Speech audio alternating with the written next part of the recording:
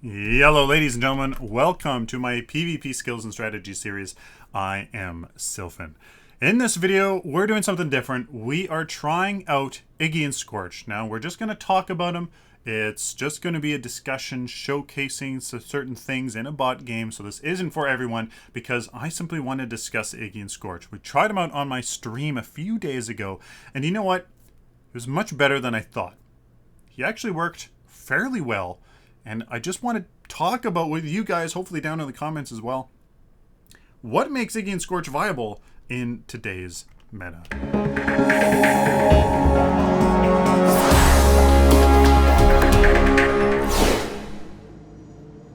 So, ladies and gentlemen, we are trying out Iggy Scorch.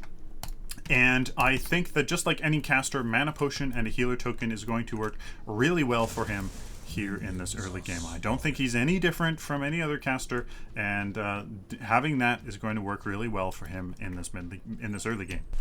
Now, in my stream and in the few games that we managed to play here with Iggy Scorch, definitely this Oil Slick is his escape mechanic.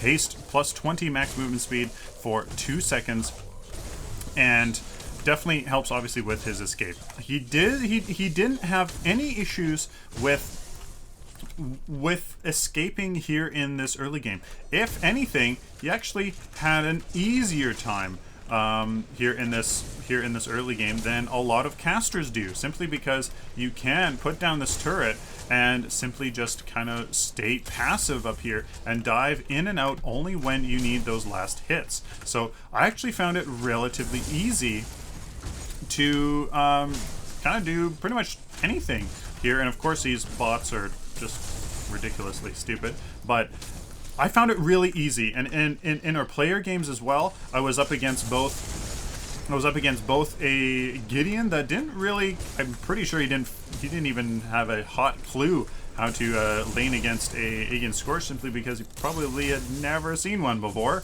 But it was easy. He didn't really poke me down. He didn't really poke down my turrets. But then the next game, a Faye was doing a great job poking me down and poking down my turrets. Her AoE ability is really easy to take out our turrets, and so was her line of brambles. That was super easy as well. But I didn't really have much of an issue. She couldn't use her abilities that often unless she wanted to, to completely run out of mana. So there was that. It wasn't that bad, to be honest with you. It really wasn't that bad. He was actually really nice to have here in this early game, simply because you could do something like this. You could put down your turret, run over here, grab the river buff, and the enemy caster was forced to simply just stay in there because your turret is there dealing that damage, and they really had to answer that. So you had free reign over the river buffs because you could just leave a tower there and the enemy had to deal with it. It was really quite nice. Just like right now what we're doing, we're going over there and, taking out this river buff, and really it was quite easy. The enemy did do a good job of getting out of our turrets, but I didn't really find too much of an issue with it. It really wasn't that bad. It was really quite remarkable. Now, what I loved about Iggy Scorch in those player games was the ability to defend, and it was monstrous. It absolutely was monstrous. I had a super easy time defending lanes as soon as we got the high amount of damage that we have in this build that I'm using. It was actually really easy to. It was super easy to just kind of put down your turrets and taunt the enemies into it. There was quite a few times when the enemy was trying to invade a a tower, but they simply couldn't because there was 3 turrets in the way. There was one really clear team fight where we were defending, and the enemy Greystone was basically completely shut down simply because if he tried to be aggressive in our tower, he had to go through these 3 turrets that we had, and you know what? He couldn't do anything. And it was marvelous to see a Greystone running around getting hit by my turrets, trying to do something, but there are these 3 turrets just chipping away at him like nobody's business. It was awesome. It was really quite something else. And all it required was my team to just kind of take that into account. That I am just a kind of a zoning hero that works with an area that the friendly team has to pull enemies into it. That's all it was, and it was really remarkable how effective it was when we did that.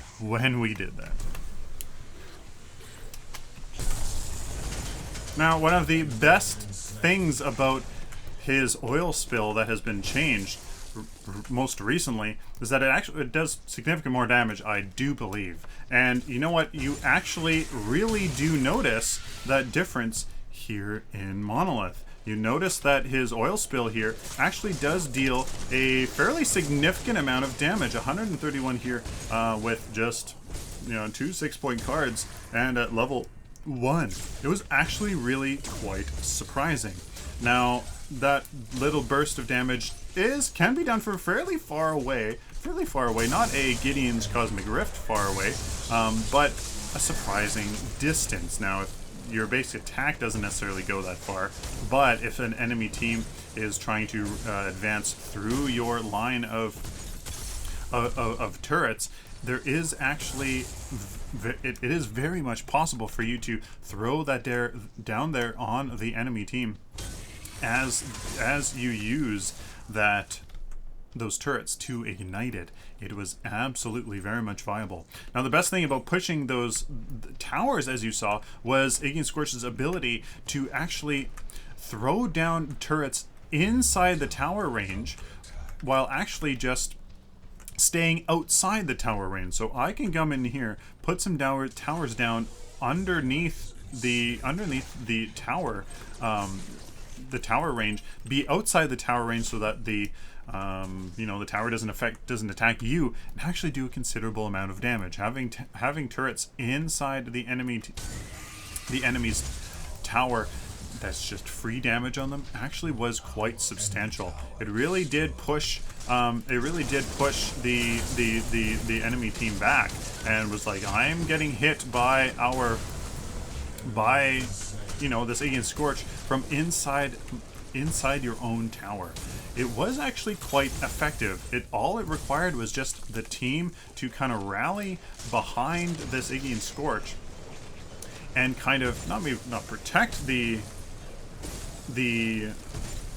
turrets, but just keep the enemy kind of occupied in that area. And I think that actually defines how to best utilize Iggy Scorch, and that is the enemy team or your friendly team kind of has to almost play to your strengths, play to the fact that if the enemy sits in these turrets, they're taking that damage. Iggy Scorch can easily throw in there an oil spill that applies some damage and applies some good damage over time.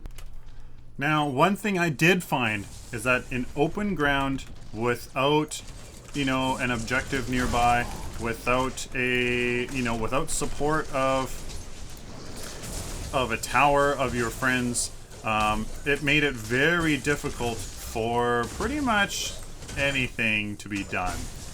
You were left to your death, even though you do have actually pretty good escape. Just some CC. So while he does have good escape, compared to pretty much any other hero. It was tough. Put a blink charm on a Iggy Scorch, and I think he would absolutely be monstrous. Absolutely, you would be able to be excellent split pusher, and I think that's actually probably where Iggy Scorch lies the best. If you can group to push a inhibitor or a tower, Iggy Scorch is a fantastic complement to that team. He simply just puts down his turrets underneath the tower while the minions go in, while other heroes go in, throws in that pretty significant ability oil spill into the fray, and then it's just scot-free. There's that damage over time, zoning the enemy out of their own tower, and then you just take the tower. It was really quite good. Defending towers, obviously, was a breeze as well. You obviously had super easy time putting down your turrets, putting down those oil spills from afar. It was really quite easy. Ganks, yes, I mean, just like any other caster, is a little bit difficult, but all you have to do here is pretty much just run away under the protection of your own turrets and build a little tanky. Here in this build, we have an Elder Mage Amulet with some health. We got a 6-point Tempered Plate. That's gonna happen real soon, and that's just to give us just a little bit of buffer from, you know, trying to a buffer from enemies that are forced to stay inside your turret range, and you can just kind of go ring around the rosy of your own turrets. That's actually the source of quite a few of my kills in that stream, from just putting down turrets in the enemy base as we were taking down their inhibitors and doing ring around the rosy just like this under 3 of my turrets, dealing a pretty significant amount of damage. It really worked. It really worked. The only times it didn't really work was open grounds where it wasn't favorable for you to be fighting. You had to disengage and retreat, forcing, you know, the enemy to just automatically go out of your turrets. So it really didn't work too well. You have to fight over an objective, like literally over an objective, literally like on top of an objective. You had to be on a tower, in a tower, beside a tower, on orb prime. Like you had to be in something, or else the enemy team just had no incentive to be there, right? So it was, you definitely have to play him very differently from a lot of other heroes. And I really liked that. I really liked playing Iggy Scorch differently. Or being forced to play him differently. There's nothing wrong with having to play a different hero differently. Just because he's not, you know, a long-range poke caster that forces you to kind of be on the back line, or, you know, do a burst of spells all of a sudden to try to make something happen. That's okay. And I think the issue with Iggy Scorch was just that people I don't think really understand how and to play him / what he's best used for. It's difficult. So like here, like, how are my turrets going to be useful? Well, they're not really, just because the enemy can easily get out of them, and I have to try to be this kind of long range, not really, with my oil spill caster / reinforce an area, kind of try to force the enemy to fight in it. Like here, like, I'm obviously the Belix is a bot, so obviously there is that, but I'm trying to reinforce an area / trying to be effective here. throw this down, try to... He plays very differently, and I kind of like it. I really do. You might be like, oh, that sounds kind of... but I actually like it. I actually like that you know, reinforce a little area and try to force the enemy to fight on it. You have to pick your battle sites. You have to pick a favorable battle location, just like, you know, hundreds of years ago. And it was just, it's really, I struggle to kind of convey what my thinking is with Iggy and Scorch, because I think he's much stronger than people give him credit for. And there's certain situations where he really shines. So, you know, I'm not sure if we even really discussed much in this video, but let me know what you think about Iggy and Scorch. I found him very viable in the mid lane. He's not viable in off lane because the two enemy heroes there are going to be easily take down your turrets, and that's going to just be easy XP for them. So definitely in the mid lane. He has to be there in the mid lane. And he was really, he was great. You just put down a tower, do an oil spill, go and get a buff. The enemy hero, if you have your lane pushed up, which you can basically have it pushed up pretty much, because you can just very easily, you know, use your great escape ability to escape most ganks, as long as you are careful. Grab those buffs, and you kind of dominated your lane. You could control those river buffs really quite well. That was easy. After that, really, you know, if Iggy and Scorch can just be left to defend the snot out of that mid lane, I really do think that if your team could rally behind you, push that mid lane, or just, you know, make things happen in the other lanes, come to you when you are, you know, in trouble, or when the enemy team is grouping to take down mid lane. I think that he's he could be a very great staple in that mid lane to just keep that rooted, keep that security of that mid lane, which, if you saw my recent pro game cast video, is really, really important. The security of that mid lane is just astounding. The ability to, you know, rotate either lane safely is really important.